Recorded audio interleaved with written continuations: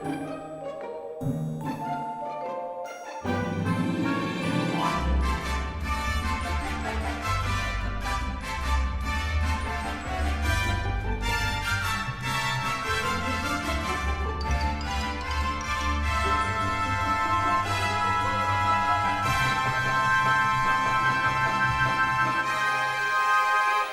morning, everyone. Welcome to a Thursday edition of the Hyperactive Conservative. I'm John Gale, and yes, my wife got a hold of the string trimmer.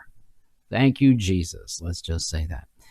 Welcome, one and all, to the Hyperactive Conservative. Good morning, Anita Dakin. Make sure you share and like and get some friends in here this morning as we start another edition of the Hyperactive Conservative. I'm just going to invite a few folks here real quick as we begin the broadcast today.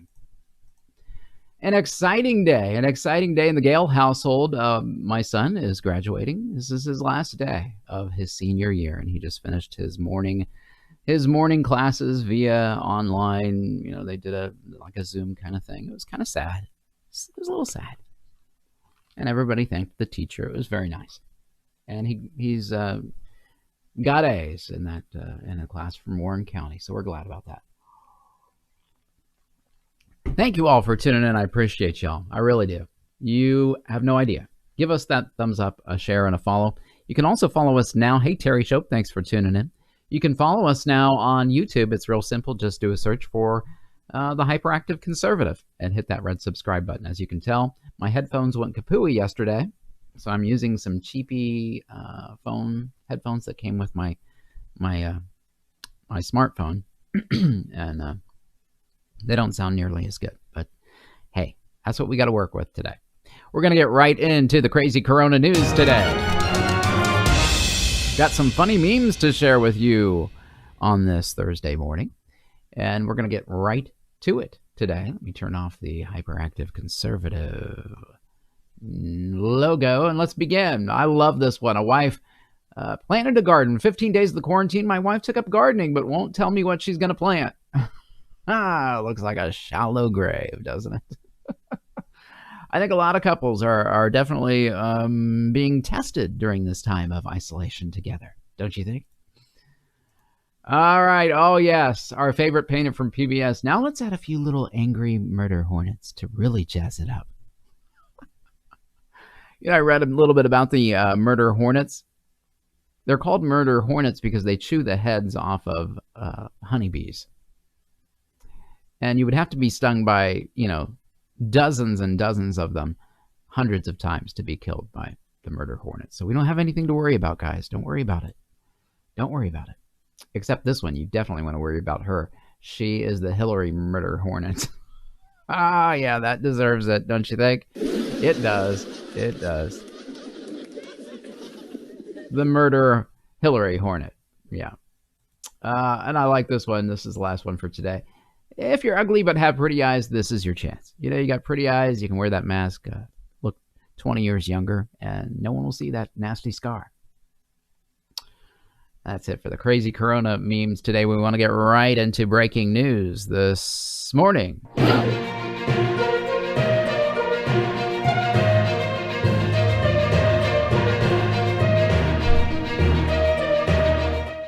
Yeah.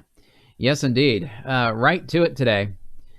Texas Attorney General Ken Paxton orders the immediate release of jailed Dallas salon owner Shelley Luther, who was arrested. She was sent to jail for opening her business in defiance of Governor Greg Abbott's stay-at-home order in Texas. Shelley Luther, owner of Salon a la Mode, was sentenced to 7 days in jail Tuesday after Dallas Judge Eric Moye said she violated those orders as the coronavirus continues. Paxton said he believes the judge is abusing his authority and that her arrest seemed like a political stunt. In a full statement, Paxton said the following. Excuse me. I find it outrageous and out of touch that during this national pandemic, a judge in a country that actually released hardened criminals for fear of contracting COVID-19 would jail a mother for operating her hair salon in an attempt to put food on her family's table, said Attorney General Paxton. The trial judge did not need to lock up Shelley Luther. His order is a shameful abuse of judicial discretion, which seems like another political stunt in Dallas. He should release Mrs. Luther immediately. The attorney general sent a letter to Moyi saying her sentencing was significantly overboard, and he mentioned that Abbott's new executive order will allow her to operate business starting on Friday. The new order that Abbott announced earlier this week allows for more businesses like salons and barbershops to reopen their doors on Friday, May 8th, tomorrow. This comes a week after non-essential businesses like retail stores and restaurants were allowed to reopen in Texas at a 25% capacity. Paxton said jailing Luther for 7 days, which overlaps with her being able to operate her business, is unjustifiable. I applaud Shelley Luther for standing up for her rights. Meanwhile, Fox News is reporting a coronavirus researcher on the verge of significant findings was found murdered in a supposed murder-suicide report said. The biology department at the University of Pittsburgh School of Medicine is in mourning after the shooting death of a scientist who it says was studying the biological makeup of the coronavirus, and he was on the verge of making some very significant findings towards understanding the disease. Bing Liu, 37, a research assistant professor, was shot dead Saturday in the suburban Pittsburgh home. He allegedly knew his killer, a man who walked to his car after the shooting and killed himself, according to reports. Liu's research center on computational systems biology and apparently his coronavirus research was leading to breakthroughs. Bing was on the verge of making very significant findings towards understanding the cellular mechanisms that underlie SARS-CoV-2 infection and the cellular basis of the following complications. The biology department said in a statement, "We will make an effort to complete what he started in an effort to pay homage to his scientific excellence." A motive for the shooting has not been disclosed. Meanwhile, the Cincinnati.com, the Inquirer, is reporting that people are unhappy with Dr. Acton, and the GOP has controlled the GOP-controlled Ohio House has now moved to limit the health director's power. Listen to this.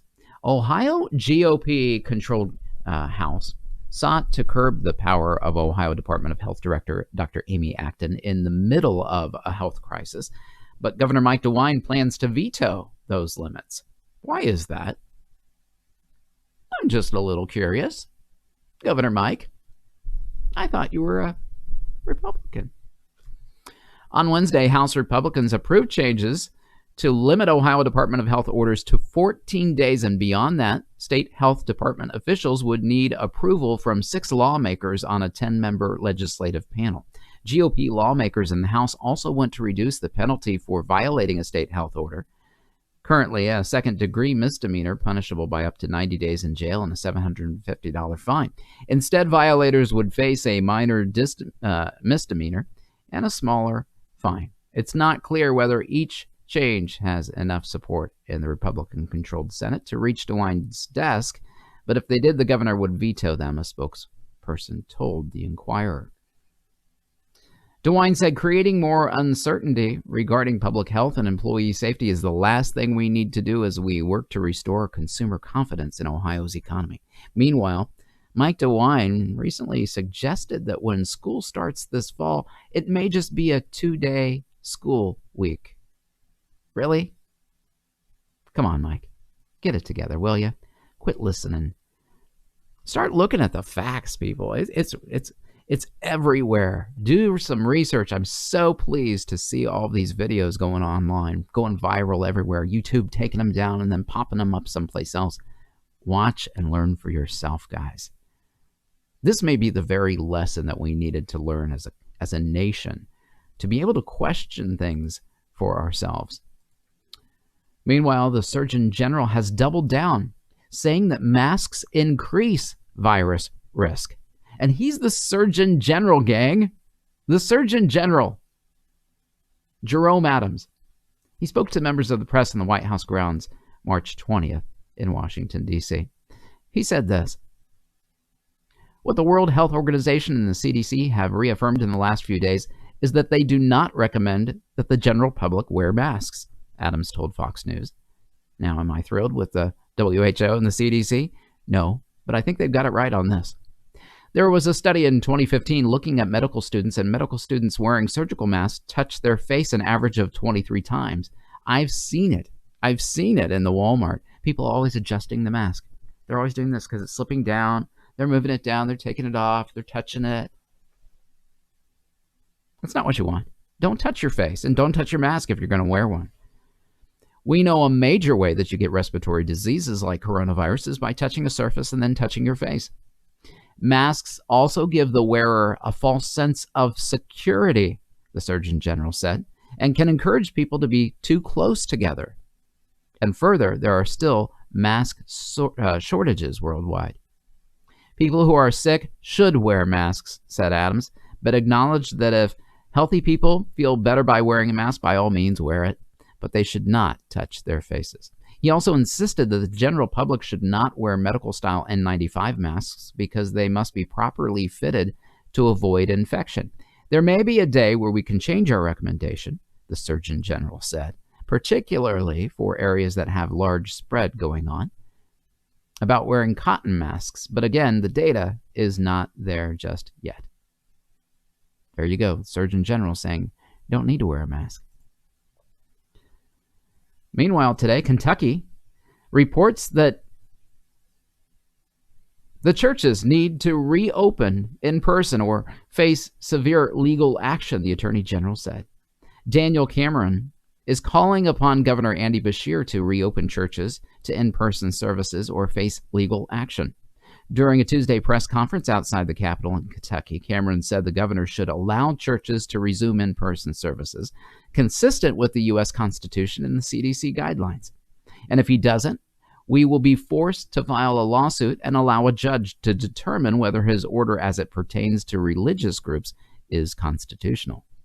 On March 19th, due to the coronavirus pandemic, Governor Beshear issued an order banning all mass gatherings in effect to halt the spread of the virus, and those included any event or convening that brings groups of people together, including but not limited to community, civic, public, leisure, faith-based, or sporting events, parades, concerts, festivals, conventions, fundraisers, and similar activities. Meanwhile, you can have 1,000 people at the local Walmart. Just saying. Cameron said he sees the ban as a violation of the First Amendment, and it pertains to freedom of religion. Simply put, the current prohibition against in-person church services is, in the view of this office, unconstitutional. Well, the DOJ has sided with a church in challenge to the coronavirus state order limiting gatherings in Virginia. That's right, the Justice Department is siding with a Virginia church in its challenge to a state shutdown, ordering limiting the size of religious gatherings, claiming it violates constitutional guarantees of free expression. Federal authorities filed notice Sunday of their support for the Lighthouse Fellowship Church in the resort town in Virginia called Chickanauga Island, where the pastor was cited last month by local police for hosting a service attended by 16 people, 6 more than were allowed for such in-person gatherings. Cheryl, thanks for tuning in. Glad you're here with us today. Make sure you hit that like button, give me a thumbs up and a follow. That will be awesome. Share it with your friends today. The church, whose congregation included recovering drug addicts and former prostitutes, has asserted that the restrictions ordered in March by Governor Ralph Northam violate religious freedom. Federal intervention follows a warning issued last week by Attorney General William Barr that the Justice Department was reviewing shutdown orders issued by the states to guard against overly restrictive policies. Many policies that would be unthinkable in regular times have become commonplace in recent weeks, and we do not want to unduly interfere with the important efforts of state and local officials to protect the public, Barr wrote in a memo to federal prosecutors, but the Constitution is not suspended in times of crisis. We must therefore be vigilant to ensure its protections are preserved at the same time that the public is protected. Finally, some common sense. A Los Angeles City Council has voted to name hotels that refuse to house homeless, and they may commandeer them. What? Yeah. The Los Angeles City Council Wednesday voted to identify hotels refusing to take in the homeless during the coronavirus pandemic and said they could possibly be commandeered. What? How can the government commandeer a publicly owned business? Only 1,582 people have been placed in hotels, far short of the city's goal. The city had a goal of housing 15,000. Each hotel brings new hope. Each room could save a life, Mayor Eric Garcetti said of Project Room Key, according to KABC TV, only in Los Angeles. If hotels are making a distinction among people, classifying housed and unhoused differently in terms of accommodations that they're going to be repaid for, that the city and the county will pay for their reimbursements, when I think there's a potential civil rights violation, Councilman Mike Bonin said. If the problems are on the hotel's end, the public should know why, and then we should consider commandeering them, as we've talked about in other cities. Let's take over the hotels. We can't run the government, but we can handle the hotels. Finally today, Fox News is reporting about a Denver pastor, good news, that has left the hospital after nearly 2 months on a ventilator. A Colorado pastor who spent 7 weeks intermittently on a ventilator due to the coronavirus was released from the hospital on Wednesday, nearly 2 months after he was admitted. God answers prayer, Reverend Terrence Big T Hughes said to Cheers when he left the Rocky Mountain Regional VA Medical Center in Aurora, according to Fox 31 in Denver, Colorado. Family and friends who had only been able to FaceTime with Hughes since he was hospitalized on March 9th were waiting outside the doors to greet him. I think God's in control of everything, Hughes' sister, Bonnie Hughes, said of his recovery. Hughes' wife, Rachel Hughes, told the Denver Post, I was grateful he is alive and I could touch him. I didn't know if I was allowed to touch him, but I did. The couple will have been married 20 years this coming July. Hughes has lung and kidney damage from the virus, was immediately taken from the hospital to an acute care center in an ambulance. Still, he thanked the medical staff, his family, and his congregation before the ambulance drove away. His wife was able to give him a big hug before he left. I was emotional and kind of nervous. I was shaky. It's been so long, she told the Post. She also contracted COVID-19, but has fully recovered and was never hospitalized. After the ambulance left, well-wishers and the VA employees lined up for 3 blocks, waving flags, signs, and balloons to celebrate his recovery. And that's it for today's edition of the Hyperactive Conservative. We end on a good note, and that's awesome. Make sure that you like, share, and follow. It's a real simple thing to do. Give us that thumbs up. If you follow, you'll get notifications every single time that we load up a new video to the Hyperactive Conservative on Facebook. You can also follow us on YouTube by searching for the Hyperactive Conservative. Till tomorrow at 11:30 Eastern Standard Time, be safe, wash your hands, take care of one another, and we'll see you tomorrow. God bless you. Bye-bye.